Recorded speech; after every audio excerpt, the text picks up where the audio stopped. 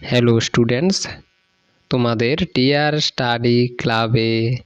তো আজকে তোমাদের এই নোটিফিকেশানটি এসেছে উচ্চশিক্ষা দপ্তরের তরফ থেকে। তোমরা অনেকেই জানো, তোমরা যারা যারা ডিগ্রি কলেজ বা প্রফেশনাল কলেজ বা কারিগরি কলেজে পড়াশোনা করছো, তোমরা জানো যে তোমাদের গ্রীষ্মের যে ছুটি দেওয়া হয়েছিল সেটি উচ্চশিক্ষা দপ্তর বাতিল করে দিয়েছে।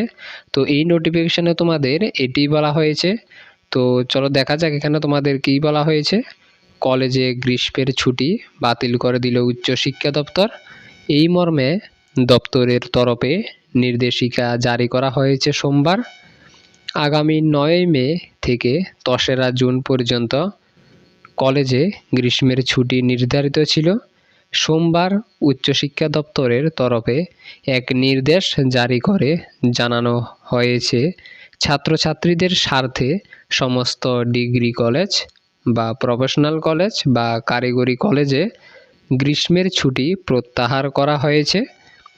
এই সময়ে কলেজ খোলা থাকবে এবং ক্লাস যথারীতি চলবে। তো তোমরা বুঝতে পেরেছ, তোমাদের কলেজ খোলা থাকবে এবং ক্লাসও হবে। এক্ষেত্রে কলেজের ফ্যাকাল্টি এবং স্টাফদের 26 দিনের আর্নড লিভ মঞ্জুর করা হবে বলে জানানো হয়েছে বিজ্ঞপ্তিতে।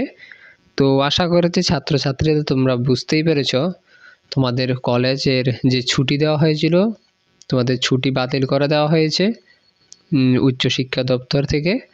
তো তোমাদের এখন যথারীতি কলেজে যেতে হবে, তোমাদের ক্লাসও হবে। তো এটাই ছিল তোমাদের আজকের এই নোটিফিকেশান। আশা করছি তোমরা বুঝতে পেরেছ যে তোমাদের কি বলা হয়েছে। তো যারা যারা আমাদের এই চ্যানেলে নতুন এসেছো, তোমরা অবশ্যই চ্যানেলটিকে সাবস্ক্রাইব করে পাশে থাকা বেল আইকনটিকে অলে করে রাখো, যাতে এরকম শিক্ষা সংক্রান্ত নতুন নতুন নোটিফিকেশান তোমরা সবার প্রথমে আমাদের এই চ্যানেলে পেয়ে যেতে পারো।